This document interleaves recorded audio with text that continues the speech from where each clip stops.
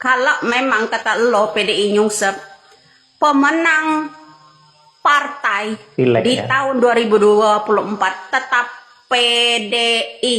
Oke. Belum ada yang bisa mengalahkannya. Hat-trick ya PDIP. Apalagi nyungsep. Memang Jokowi bisa melawan yang namanya Megawati. Memang Jokowi bisa.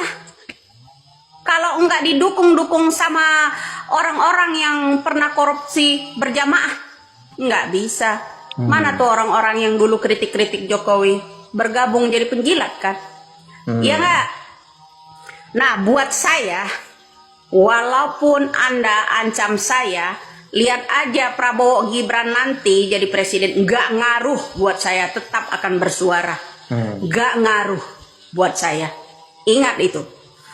Kedua, meskipun yang namanya Prabowo dan Gibran presiden, tetap akan saya tagih kebijakannya menciptakan 13 juta yang namanya lapangan kerja. Yang 10 juta janji Jokowi aja sampai detik ini baru 5.000 diciptakan. Itu pun dikirim ke Korea. 4, yang katanya Prabowo petani-petani semua akan dikasih pupuk, ya, akan diantar ke tempatnya langsung. Janji Jokowi 10 tahun lalu aja sampai detik ini pupuk itu belum nyampe ke masyarakat. Oke. Ya, mungkin orang-orang tertentu atau bisnis-bisnis Anda aja yang di Port Estate dapat pupuk. Oke? Tetap akan saya kritik itu. Karena janji Jokowi selama 10 tahun hampir selesai ini, belum ada pupuk itu selancar kayak zaman dulu. Belum ada. Ya, belum ada. Apalagi yang mau antar langsung ke petani. Omong kosong. Omon. Ya. Kamu nanam yang namanya singkong aja buahnya jagung. Ya kan? Apalagi mau antar yang namanya pupuk. Janji Bapak Jokowi traktor. Mana? Janji Bapak Jokowi pupuk. Mana? Subsidi pupuk. Mana? Semua dipegang oleh mafia.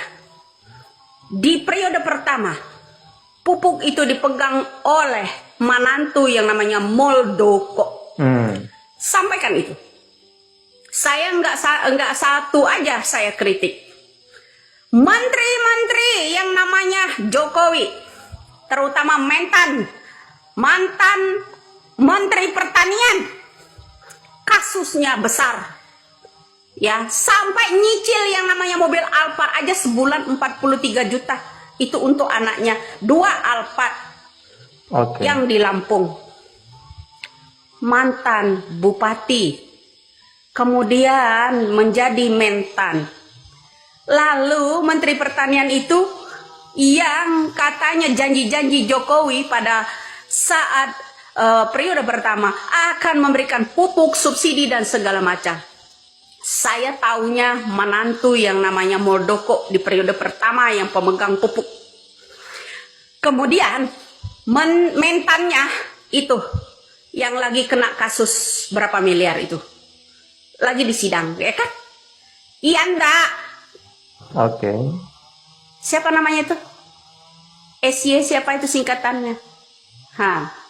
Kalau saya sebut nama asli, nama panjangnya, kau akan berontak pula.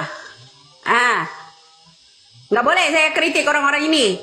Ya, ingat bro, sebentar lagi anaknya Zulhas yang di Lampung akan terbongkar jua. Oke. Lalu bagaimana selanjutnya pamannya Bobby yang ada di Medan? Ya. Kasusnya berapa miliar? Pamannya Bobi Nasution. Ya, jadi ngebohong-bohongin orang begitulah. Ya. Ingat, walaupun kata kamu Gibran dan Prabowo jadi presiden, saya lihat sekarang Anda masih bisa bunyi, tapi lihat aja, prek. Oke. Semakin akan saya teriakkan gulingkan Gibran dan Prabowo. Ya gulingkan. Karena itu PKI. Kalau mereka jadi alat-alat kalian untuk menangkap seseorang, membungkam orang-orang, ngalahin Petrus dulu. Ini bukan zaman 9798 lagi yang nggak boleh bersuara. Ya, banyak anak-anak korban karena ayahnya. Ya, karena ayahnya. Nggak bisa saya begitu aja. Dulu juga ada kasus Talang Sari. Prabowo tahu itu yang di Lampung.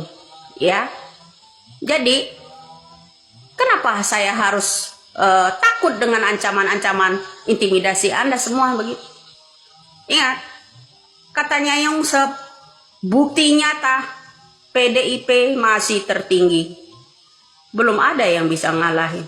Memangnya ini partai bulan bintang yang udah tenggelam, PAN yang udah saling pukulin pakai kursi, ya kan? Terbelah dua. Memangnya itu. Memangnya Golkar sudah terbagi dua pula? Nggak bisa. Ya, semoga aja tetap kukuh yang namanya Megawati. PDI perjuangannya. Dan Anda juga sebut saya ini kadernya. Tidaklah bro. Kalau Anda menangkap sepintas, kenapa saya jelas, tegas, lugas ngomong seperti ini? Ini fakta dan kenyataan. Terus ada juga, memangnya Anda ini siapa, keturunan siapa? Seharusnya Anda, ya dari paras wajah saya, mata saya, pembicaraan saya aja udah nangkap. Saya ini siapa? Ya. Walaupun katanya kamu udah berbuat apa untuk di negara. Jangan lupa, Jokowi kita jadikan presiden. Saya setidaknya dari 2014 lalu ya mengangkat Jokowi dengan anggota yang sebanyak-banyaknya. Dan kamu berbuat apa untuk Jokowi selama ini? Ternyata Jokowi pengkhianat ular kepala dua. Itu kekecewaan saya. Bukan berpihak kepada rakyat. Ya kan? Oh, ada pula itu yang komen.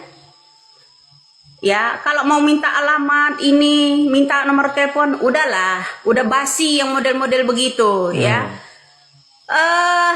Supaya Prabowo juga harus mendengar kan yang kata-kata seperti ini. Awas, lihat aja nanti kalau Prabowo dan Gibran jadi presiden, masih bisa bunyi nggak loh? Ini artinya orang-orang terdekatnya Prabowo geram kan dengan kritik-kritik saya mengenai pemerintahnya, terutama tadi mantan-mentannya, terus Zulhasnya, mantan koruptor masalah kehutanan dijadikan menteri sama Pak Jokowi. Jokowi sekarang ini dibuling loh sama para mafia, ya kan? Nggak ngaruh. Jadi itu ancaman. Oke, teman-teman, kalau kita lihat bahwa Presiden Jokowi di periode kedua ini sebenarnya agak kurang maksimal ya di dalam menjalankan janji-janji politiknya 2019 yang lalu, dan lebih kepada mempertahankan kekuasaan dan posisinya untuk tetap berpengaruh di perpolitikan nasional ya.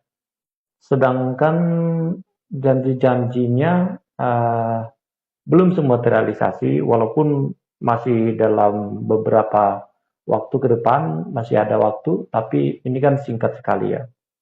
Nah, bahkan JK yang pernah menjadi wakil presiden di periode pertamanya dia, banyak mengkritik ya kinerja dari Presiden Jokowi di periode kedua ini. Salah satunya, proyek kesayangan Jokowi dikritik JK, beban pemerintah selanjutnya terlalu berat ya. Strategi Presiden Joko Widodo menggenjot pembangunan infrastruktur, dalam hal ini jalan tol, dikritik oleh Wakil Presiden RI ke-10 dan ke-12 Yusuf Kala atau JK.